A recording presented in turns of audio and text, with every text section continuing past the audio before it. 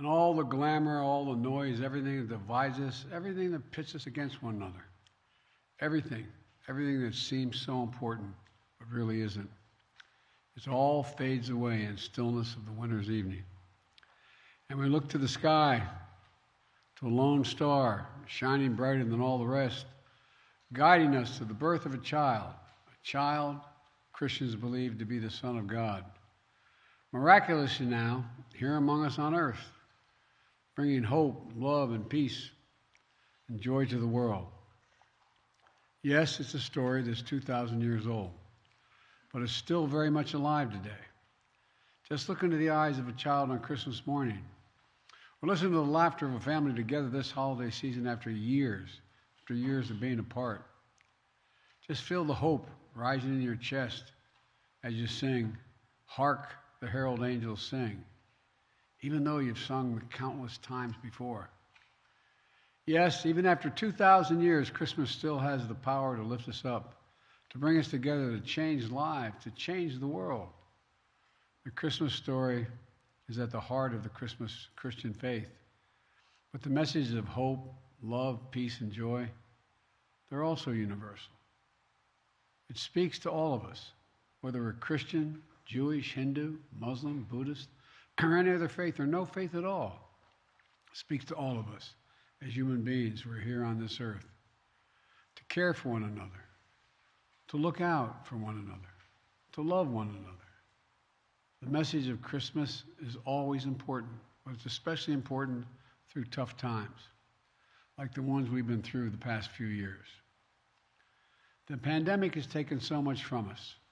We've lost so much time with one another. We've lost so many people we loved. Over 1 million lives lost in America alone.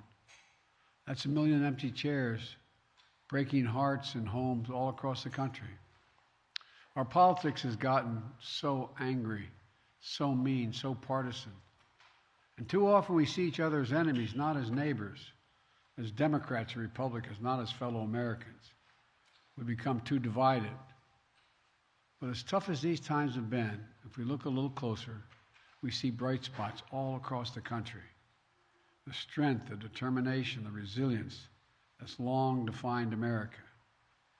We're surely making progress. Things are getting better. COVID no longer controls our lives. Our kids are back in school. People are back to work. In fact, more people are working than ever before. Americans are building again, innovating again, dreaming again.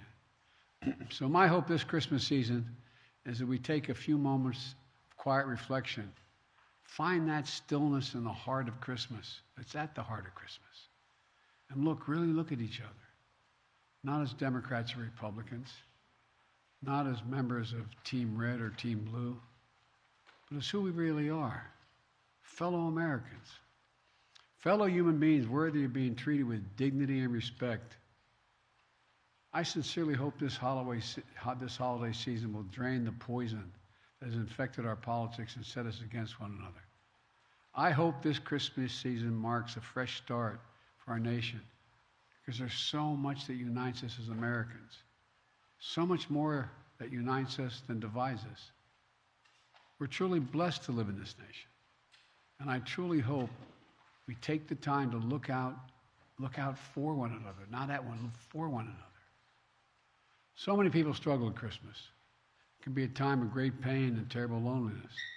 I know, like many of you know, it was 50 years ago this week that I lost my first wife, my infant daughter, in a car accident.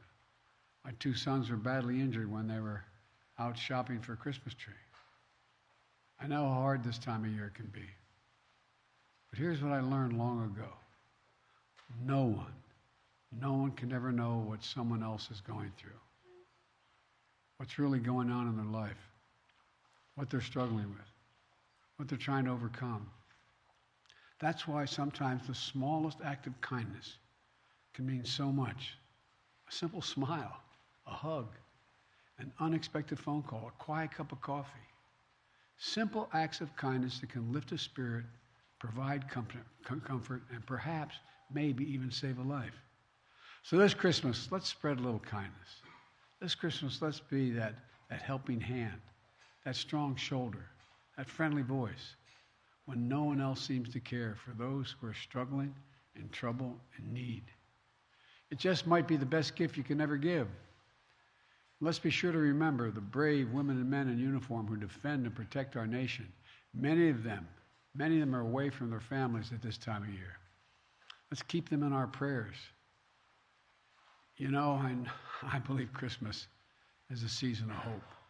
And throughout the life of this country, it's been during the weeks of December, even in the midst of some of our toughest days, that some of the best chapters of our story have been written. It was during these weeks, back in 1862, that President Lincoln prepared the Emancipation Proclamation, which he issued on New Year's Day. At Christmas, 1941, and the weeks after Pearl Harbor, Franklin Delano Roosevelt hosted Winston Churchill in this White House. Together, they planned the Allied strategy to defeat fascism and autocracy.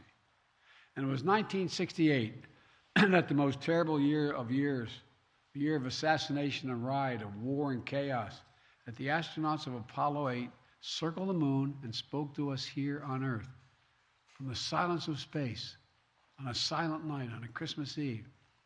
They read the story of Christmas creation from the King James Bible. When in the beginning, God created heaven and earth, and God said, "Let there be light," and there was light. That light's still with us, illuminating the way forward as Americans and as citizens of the world. A light that burned in the beginning and at Bethlehem. A light that shines still today in our own time, our own lives. As we sing, "O Holy Night," His law is love and His gospel is peace. May I wish you and for our nation, now and always, is that we'll live in the light of liberty and hope, of love and generosity, of kindness and compassion, of dignity and decency. So from the Biden family, we wish you and your family peace, joy, health, and happiness. Merry Christmas, happy holidays, and all the best in the new year. God bless you all, and may God protect our troops. Thank you. Mr. President, do you think the southern border is secure? Sir, do you believe 2023 will be the year the war ends in Ukraine?